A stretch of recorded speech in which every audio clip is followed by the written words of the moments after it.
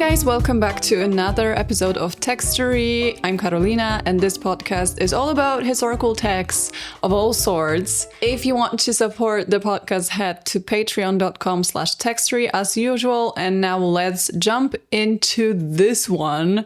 Okay, let me premise this by saying, what do you think of when you hear 16th century Italy? Because I think Renaissance, right? I think science, art, Michelangelo, universities, education, maybe some pretty architecture, beautiful cathedrals, rich silks, maybe some elegant music, in general, bustling cities, all that. Now, what I don't think about is bodily fluids. And it turns out that there was a lot of that going around. Today, we are reading Galateo of Manners and Behaviors from 1558. It was basically one of the first, if not the first, books of this kind where you had basically a guide on how to behave, what not to do, how to not offend other people. I must admit, when I started reading it, I was expecting things like maybe let the people walk out the door before you walk in. And it was a lot more gritty. But before we get into that, we need to talk about the author because what a guy. It took me so long to grasp what was going on in his biography because there were so many places and people. So Giovanni della Casa, who wrote this book, was born in Florence in 1503. So that was around like prime Florence with Michelangelo and Leonardo da Vinci living there. I think he still lived there. So Giovanni first studied law at the University of Bologna, which is the oldest continuously operating university in the world. And he also used to write poetry. He was writing essays. He was an intelligent guy, let me just say that. But his eventual career actually revolved around the church. He was friends with many an important person within the clergy, including Alessandro Farnese, who went on to become Pope Paul III. So Alessandro was like, Giovanni, listen. This life is excellent. The food is great. The people are fantastic. I have 4 children. The Sistine Chapel's frescoes are about to be done soon. And your friend Pietro Bembo has chosen this path before you and he's not complaining. So you should do it. You should join the church as like your career. So Giovanni was like, you know what? I'm gonna do it. And he slowly climbed the career ladder at the Vatican and later in Venice. He actually established the Venetian Inquisition, but his eyes were set on the cardinal title. He really badly wanted to become a cardinal. However, there were some things from his past that just did not look good, and they were making it look very unlikely that he will be a cardinal because first off, people remembered the poetry that he wrote when he was younger, and his poetry was, let's just say that his most famous poem was about comparing women's private parts to an oven and his private parts to bread. And second of all, even if it weren't for the crazy poetry, Giovanni had some pretty questionable friends. So he was besties with Lorenzino de' Medici. And Lorenzino was a bit problematic because he kind of murdered his own cousin who ruled Florence. And his reasoning was like, no, you guys don't understand. I had to do it because my cousin was a tyrant to the people of Florence. And I mean, it is true that there were a lot of people that were in political exile from Florence because of their beef with the guy. But with Lorenzino ending the main branch of the Medici family this way, needless to say, it didn't go down too well. Lorenzino ran away from Florence and ended up becoming friends with Giovanni. Which Giovanni, man, half of the popes that ruled during your lifetime, they were from the Medici family. So this all seems a bit counterintuitive to me. Like, why would you become friends with a man who murdered your allies? And unfortunately, that was the case. It was counterintuitive and counterproductive because Pope Paul III died and the next pope did not appoint Giovanni as cardinal. So Giovanni ended up feeling very defeated. He sort of gave up on the church and he moved to Venice. So Years earlier, actually, Bishop of Sessa, whose Latin name was Galateo, he was like, Giovanni, it will be kind of cool, since you're such a good writer, to write a book on manners and how you should behave. And now, with Giovanni being in a sort of voluntarily retirement, like he was moving between his Venice townhouse and a house on the outskirts of the town, I think, he sat down and he wrote the book, and he called it Galateo after the bishop who suggested that he wrote it. So the book is basically guidelines and tips for people, mostly men, unfortunately. So this is going to be a bit disappointing if you're hoping for rules for women, about how to move in society and how to avoid being a prick, basically. And a lot of these are kind of gross, not going to lie. A lot of these are very gross.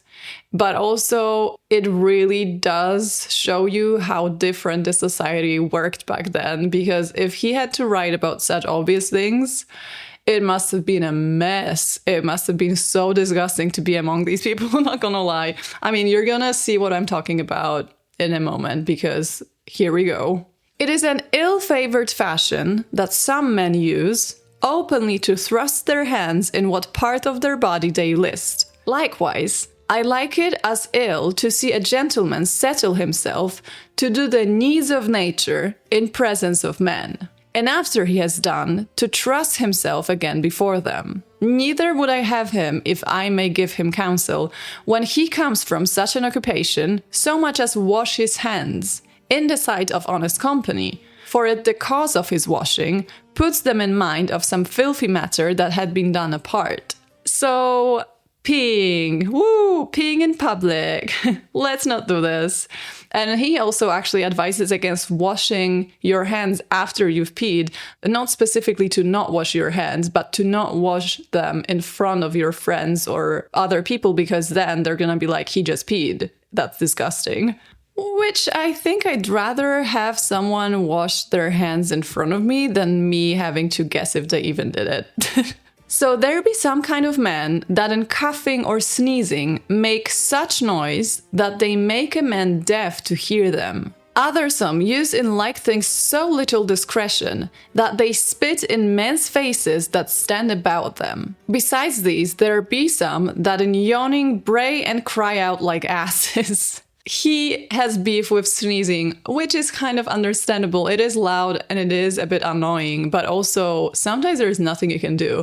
I was sick recently and the amount of sneezes that left my body on the daily was uncontrollable. So the best I could do was sneeze in my elbow like the 2016 dab epidemic and just hope for the best, because honestly, it was too much. But he does mention A, making a lot of noise, B, spitting in other people's faces when you sneeze, and C, making loud noises while yawning.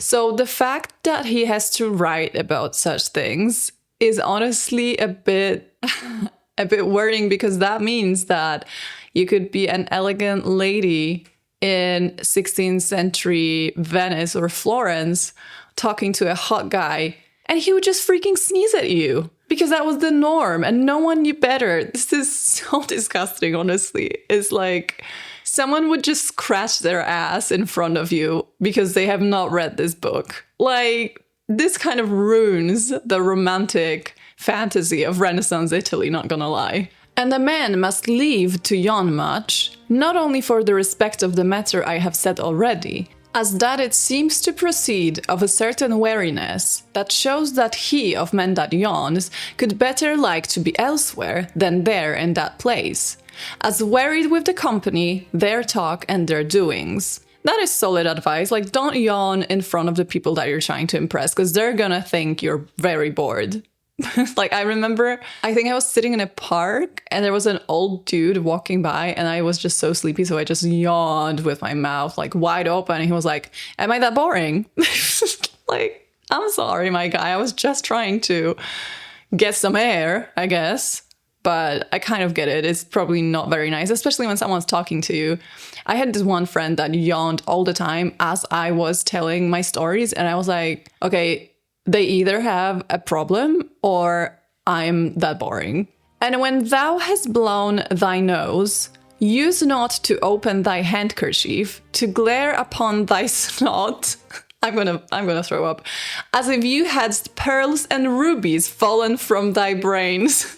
Oh god, how am I gonna get through this episode? But also, this is something that's mentioned a lot in works talking about this book, is how humorous it actually is. I mean, obviously all of this stuff is actual advice. It's not supposed to be satire, but because of the contents of the advice, it has to be humorous because otherwise it would be ridiculous. So this is a good example of the humor that Giovanni uses. When a man talks with one, it is no good manner to come so near that he must needs breathe in his face. For there be many that cannot abide to feel the air of another man's breath, albeit there come no ill savour from him. Yeah, I mean, in general, even if your breath does not stink, maybe do not stay too close to a person that you're not good friends with or involved with romantically, because it's kind of uncomfortable. Okay, clothes. He actually talks a lot about clothes, but he doesn't say what to wear, but more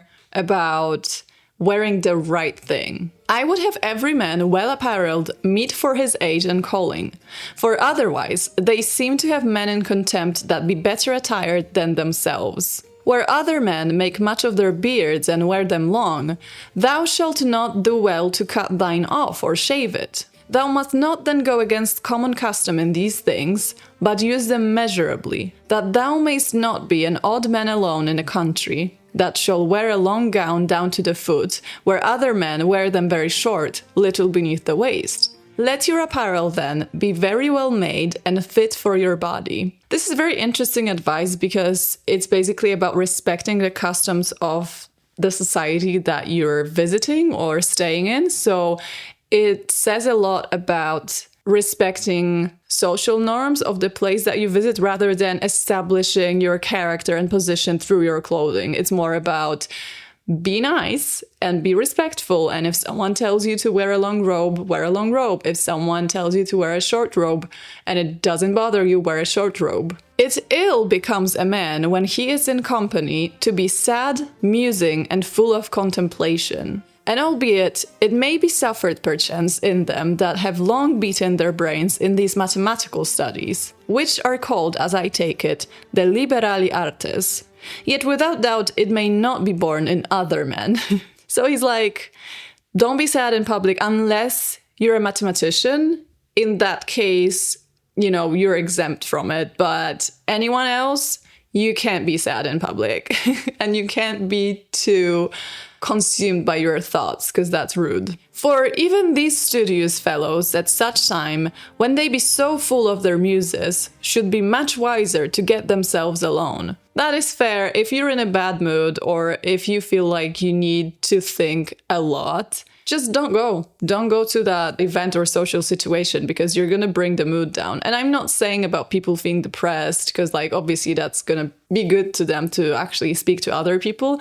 But if someone is in a feisty mood and they want to make it everyone's problem, just don't go. In speech, a man may fault many ways. And first in the matter itself, that is in talk, which may not be vain or filthy. Honestly, reading poems and diaries and letters from the era, I mean, it was very rare for someone not to be vain or filthy or both at the same time.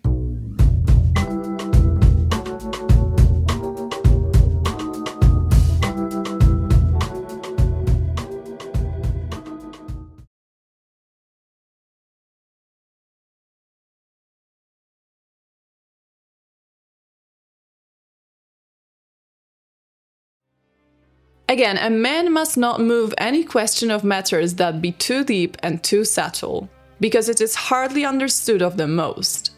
And a man must warily foresee that the matter be such, as none of the company may blush to hear it, or receive any shame by the tale.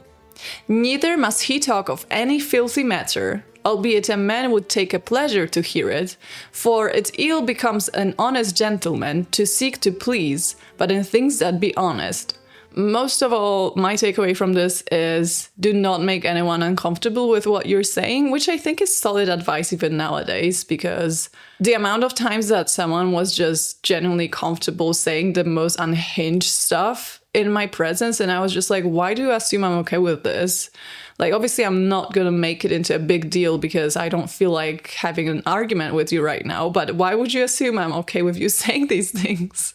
Now, this is very interesting advice because I find it quite unusual for the era. Listen.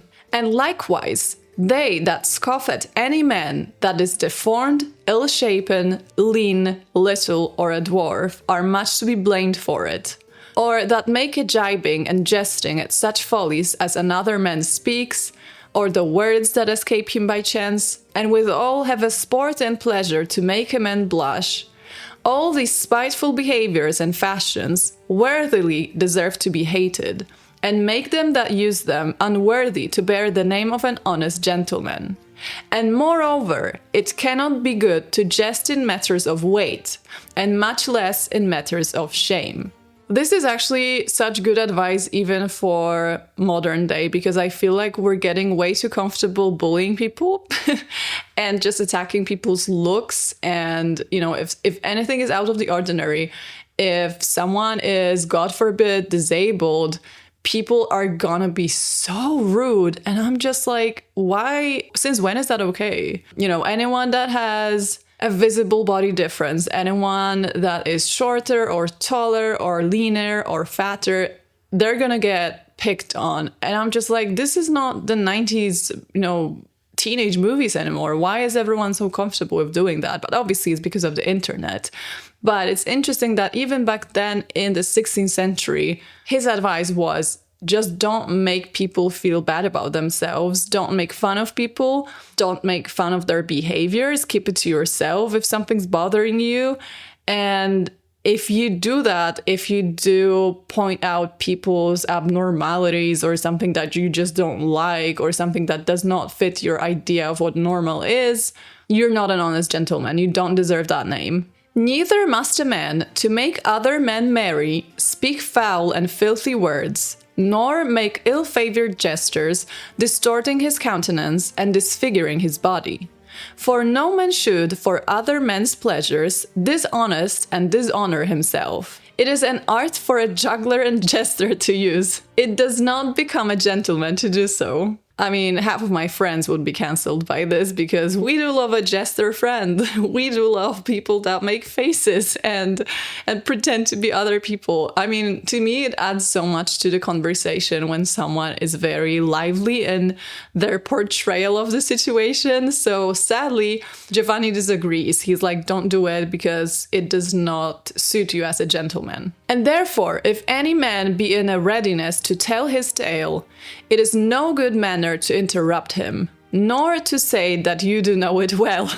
How do you deal with that? Like, I'm asking you personally, you the ones listening, when someone tells you a story that you've already heard 2 or 3 times, because every time that happens, I'm like, it will hurt me less to listen to that story than to tell them that I've heard it before. And honestly, to be fair, when it's someone like an older person that has memory issues or someone, usually they add details to the story that you have not heard about before. So it's kind of like hearing the story anew. So sometimes I'm just curious as to what this version of the story will bring this time. Likewise, it is an ill-favoured condition to stop another man's tale in his mouth. And it spites him as much as if a man should take him by the sleeve and hold him back, even when he is ready to run his course. Yeah, just don't interrupt people if you can help it, because I know some people have issues with that. But if you can help it, and especially when I'm telling a story, I feel like I'm getting triggered so easily by this. That's something I need to work on, actually, because a lot of people obviously don't do it on purpose and they don't realize. But when I'm telling a good story, let's say in a restaurant, and I'm so close to like the best part that it really, you know, I have to set the mood. I have to like work the emotions up. And then the waiter comes over to ask if the food's okay. I'm like, girl, I'm working here. I'm hard at work at telling a good story and you just interrupted me. But obviously she's just doing her job. So I need to work on that. But it does spite me as much as if a man would take me by the sleeve and hold me back. I'm not gonna lie, Giovanni was onto something. And when another man is in a tale, it is no good manner for you, by telling the company some news and drawing their minds to other matters, to make them forsake him clean and leave him alone. And when a man tells his tale, you must give good ear unto him, that you may not say otherwhile, a what? Or how? Which is many a man's fashion to do.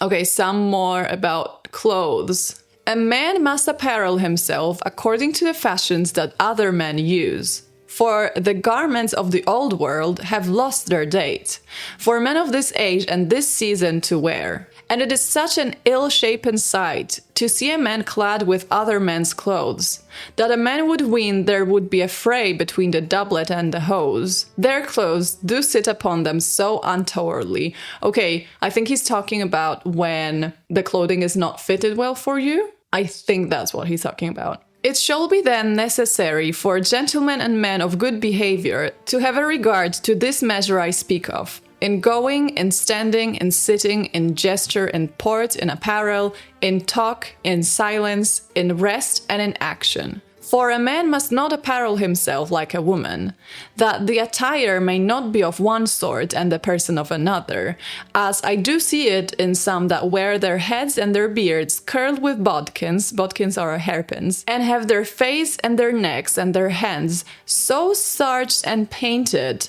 that it were too much for a girl, nay, harlot, that makes a merchandise of it and sets herself to the sale. Wow, someone complaining about men dressing too well and wearing makeup and taking care of themselves. I have not heard this one before. You must smell neither of sweet nor of sour, for a gentleman would not savour nastily like a beggar. And then he says in Italian, okay, I'm gonna butcher this, né del maschio venga odore di femmina o di meretrice, which is like, a man should not smell like a woman or like a courtesan. I do not by this forbid, but you may very well use some sweet smells of sweet waters.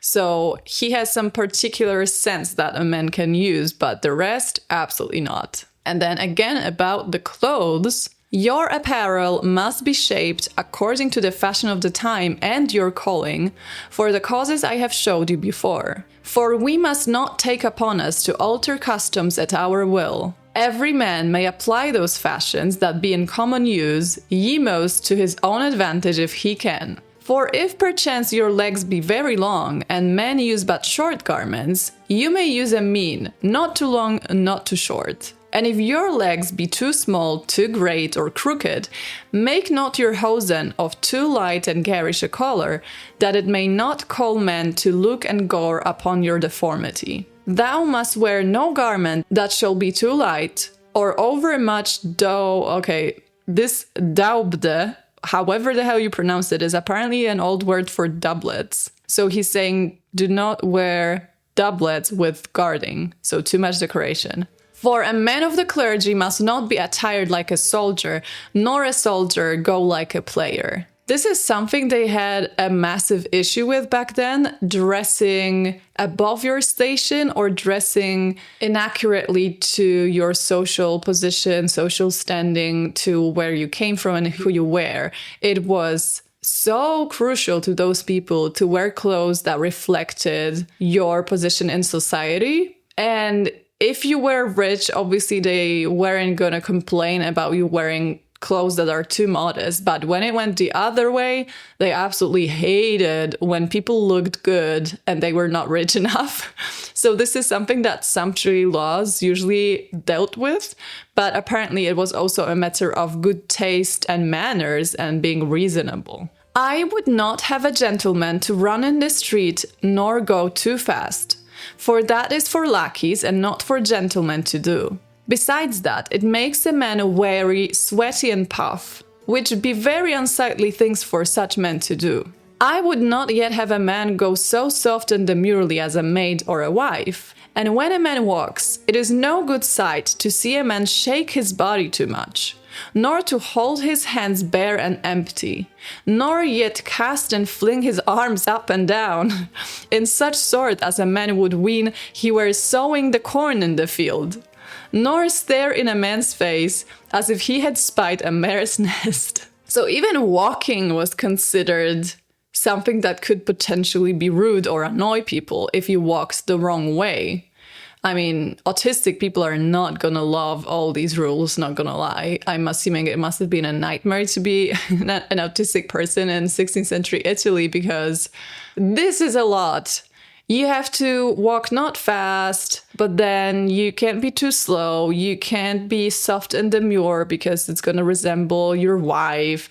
And then you can't shake your body too much. But also if you hold your hands and they're just bare and empty, it's also going to draw people's attention. It's just a lot. And I can imagine these are supposed to teach men good manners, but when it came to women, there were this many rules and probably like 3 times more that they actually had to follow. It was not a matter of, oh, maybe if you read this book, you're going to behave better. It was from the very moment you came to this earth, we are going to give you this set of rules that you need to follow if you want to be respected in the society. And it may come to a time when you're gonna be very well raised and elegant and demure, and you're gonna meet people that sneeze at you and scratch their butts. So I think that the difference between men and women must have been staggering. So this book was actually published 2 years after Giovanni della Casa's death,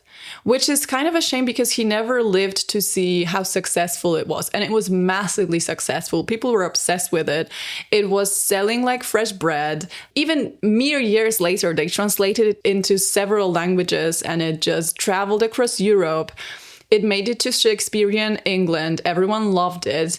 Apparently, even Queen Elizabeth made her ladies in waiting to read it as a sort of reference, but I'm not sure how true that is because, I mean, it mostly refers to men, but it was definitely a beloved book. And it was the first book of that kind that ever made that big of a success. It has sort of laid ground for future works of a similar kind. And we know that there were a lot of them because, I mean, even the Victorians loved their manners and they wouldn't have existed, all those books, if it weren't for this one. And some argue that the work was sort of political because a lot of republics in Italy at the time, they felt the need to accentuate how well-behaved and well-raised they are compared to, you know, various barbarians that were plaguing the land. I mean, barbarians in quotation marks, obviously, but I don't know. I'm not sure about this theory. I think it was more about they had an idea, the bishop and Giovanni, and, you know, no one has ever written anything of the kind. And I think it was mostly supposed to be entertainment. But the fact that it was so successful, it must have been very funny to read and quite shocking because it's quite straight to the point, I would say. But also, I'm assuming to a lot of people it was actual useful tips, which is a bit terrifying to think about because I would not survive this. I mean, I even have trouble nowadays when someone spits on the ground because that's just, I don't want to look at that.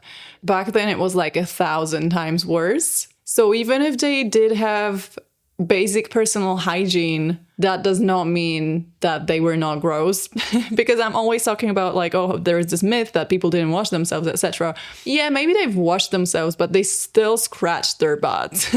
So this was a very manly episode. I feel like spitting now. I feel very manly.